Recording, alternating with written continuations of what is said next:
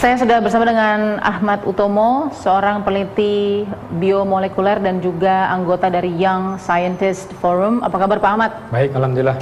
Alhamdulillah, baik. Kita masih physical distancing ya? Oh, harus, wajib. Oke, wajib mendingin. Tapi saya langsung saja, bagaimana sebenarnya pemetaan kita dalam melakukan tes? Nah, yang dilakukan dan dipilih pemerintah saat ini adalah rapid test.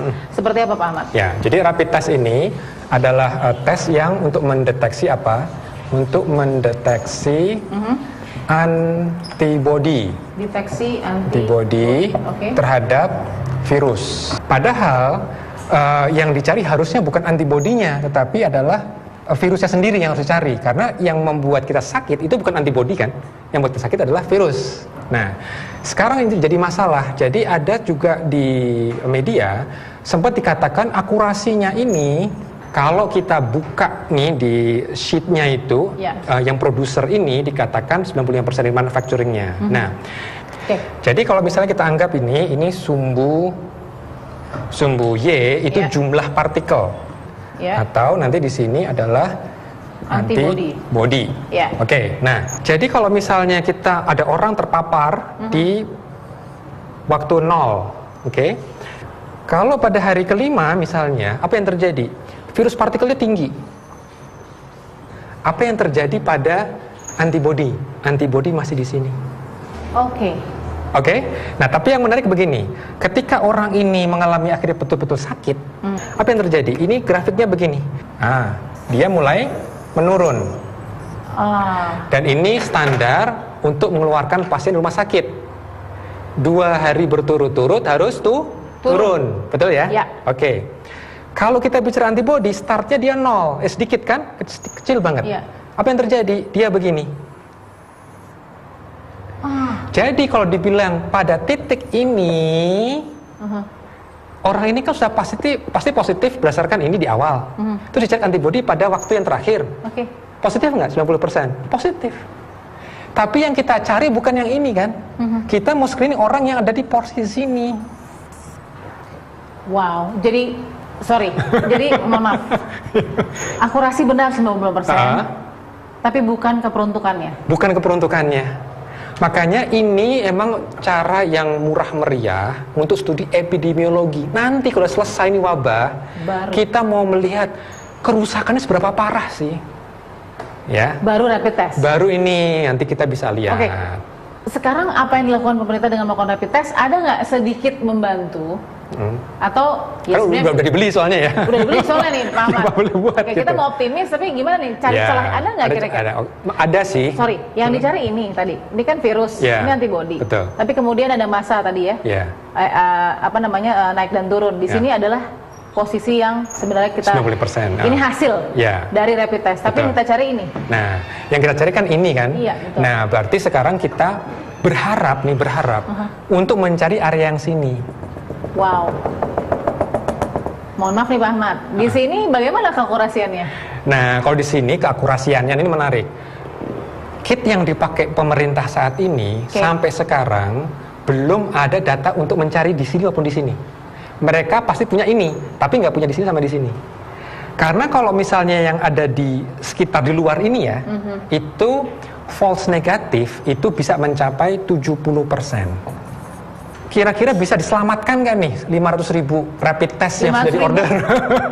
Test kit yang sudah distribusi. Mungkin pertama yang bisa kita pertimbangkan, tapi sekali lagi harusnya nanti memang begini penelitian juga. Jadi Indonesia ini menarik. Indonesia ini melakukan penelitian yang skalanya besar karena menggunakan ini yang belum pernah dipakai di dunia. Dunia pakainya ini, kita pakainya ini. Tapi untuk menyelesaikan dan memutus mata rantai COVID-19 harus ini? Tetap ini, tidak boleh tinggalkan. Oke, kita kalau geser ke tes yang seharusnya seperti apa? Nah, kalau tes yang seharusnya ini namanya apa sih panjangannya? Ini namanya polymerase chain reaction. R, XN, Jadi menggandakan materi genetik. Jadi kita ada virus yang jumlah sangat kecil yang harus kita perbanyak. Nah, masalahnya kenapa kok kita cepat berpikir ke sini intinya memang benar, kita harus yang rapid.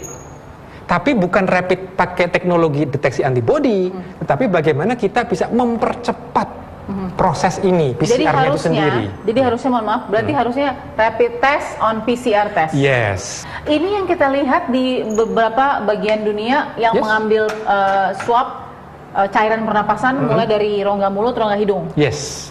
Itu yang dilakukan di Korea. Korsel ya? Di Korea Selatan supaya efektif, efisien. Dan berhasil. Mereka itu, seingat saya terakhir itu at least minimal 250.000 tes.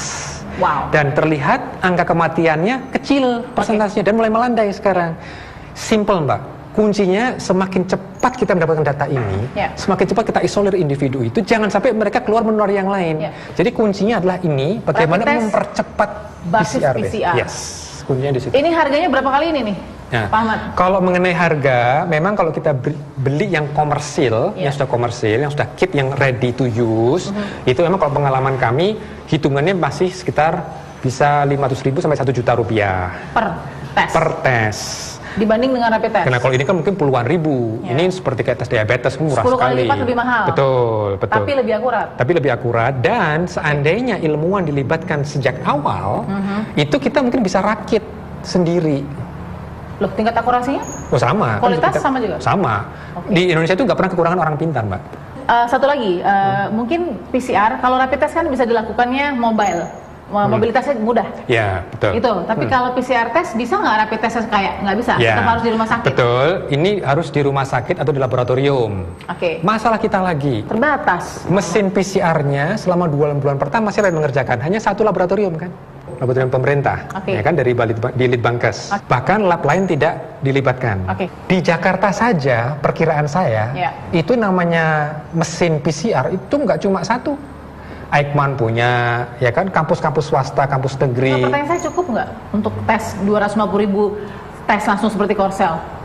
Harusnya bisa. Perkiraan saya kalau kita mobilisasi semua aset kita di Jakarta saja, itu seminggu kita bisa 10.000 tes. Gitu. Baik, dengan kondisi seperti itu, katakan sekarang masih rapid test, kita berdoa ada PCR test. Bagaimana dengan karantina? Mungkin Pak Ahmad bisa jelaskan. Ya, karantina itu kalau kita, kalau kita lihat dari Undang-Undang Nomor 6 ya 2018. Undang-Undang Nomor 6 tahun 2018. Ya. Itu tidak ada kata lockdown sebetulnya. Tuh, yang ada adalah karantina. Nah, ini macam-macam. Bisa karantina di rumah, ya kan? Rumah sakit, RS ya kan? Dan wilayah. Betul, wilayah. Nah, wilayah ini diartikan lockdown. Untuk konteks Indonesia, kita nggak bisa milih. Sekarang ini justru kita dalam posisi harus dua-duanya. Kita nih ada halaman penuh anak-anak sekolah berlari-lari. Tapi kita tahu ada yang positif. Mereka harus berhenti di tempat. Lalu kita masuk untuk ngetes. Itu kuncinya adalah supaya kita bisa masuk melakukan ini. Karena kalau tidak, kita ikut berlari bersama mereka. Dan itu nggak akan efektif. Sekarang terakhir Pak Ahmad. Fokus dari Pak Ahmad yang dilihat di sini, kita punya rapid test. Hasilnya mungkin sedang dikolek ya, sedang dikumpulkan. Oh, tapi satu hal Mbak yang harus pasti. Jangan sampai positif di rapid test dicampurkan ke data nasional. Data nasional kita itu berdasarkan ini. Ada jumlahnya 893 yang terkonfirmasi positif, 78 meninggal dan 35 sembuh. Betul. Artinya dengan posisi ini seperti apa tadi hasil positif? Berarti 895 positif terkonfirmasi tadi itu hasil dari ini, dari PCR test. Jadi nanti kalau ada yang positif dari ini kan baru dilakukan sekitar seminggu yang lalu nih kira-kira, ya kan? Jangan dimasukkan ke sini, kecuali dikonfirmasi lagi pakai ini, karena nanti membingungkan. Ini bahaya sekali. Bisa double data? Ya, dan maknanya beda. Kalau ini kan ini kan positif berdasarkan antibody, sementara ini positif berdasarkan virus. Baik, terbayang betapa kompleksnya untuk mendapatkan angka terdekat dengan akurasi. Kenapa? Karena bahkan dari tes rapid test yang menggunakan sampel darah saja, kita mengejar 30% hasil paling tidak yang bisa untuk kemudian rujukan melakukan PCR test, bahkan sampai ke proses karantina. Ada satu pesan yang penting nggak Pak Ahmad memasuki bulan kedua kita menghadapi virus corona ini? Ya, jadi begini Mbak Balkis, kalau kami boleh menyampaikan saran juga ya. Ya, silakan. Masalah ini masalah bangsa. Kita harus bersama-sama, ya. Kalaupun ada perbedaan pendapat ini kesampingkan dulu, dan kita lihat ini bangsa mulai bergerak. Ya, terlepas dari kelambanan di awal, tapi sekarang kita perlu kerjasama dari semua pihak. Bagaimana bisa berjalan dengan cepat. Ya, jadi pastikan karantina ini, bagaimanapun nanti secara politik diterjemahkan, mudik misalnya yang paling sederhana. Betul-betul kami harapkan tolong jangan mudik sebisa mungkin. Orang itu lebih suka diancam atau lebih suka dipersuasi. Saya lebih suka dipersuasi. Tapi kalau tidak bisa membantu dipersuasi? Nah, ini emang disayangkan sih. Saya sih tidak berharap harus ada TNI yang berjaga dengan senjata lengkap. Itu saya berusaha tidak ke arah sana. Tapi kalau masyarakat bisa paham, mudah-mudahan mereka saling menguatkan. Karena kita perlu kebersamaan. Jangan sampai ada tetangga kita karena lockdown, mereka melalui malam dengan perut lapar. Ini sebagai komunitas kita juga saling menjaga. Ya, memang ini tanggung jawab pemerintah karena menurut undang-undang tanggung jawab pemerintah. Tapi kalau misalnya pemerintah sudah melakukan ini, kita tidak bisa mengatakan pemerintah harus sediakan. Kalau kita punya beras, kita punya nasi, ayo kita berbagi. Ya, ini penting sekali untuk kita semua, gitu. Dan biarkan nanti tim dari ilmuwan, tim dari aparat, dari birokrat betul-betul memikirkan juga supaya bagaimana juga bisa berjalan dengan cepat. Peneliti biomolekuler Pak Ahmad Utomo ya, terima kasih Pak Ahmad sudah berbagi ilmunya. Dan mudah-mudahan ini bisa didengar. Mudah-mudahan juga banyak saintis yang diajak berbincang juga dengan tim penanganan percepatan wabah COVID-19. Kita mau juga ini segera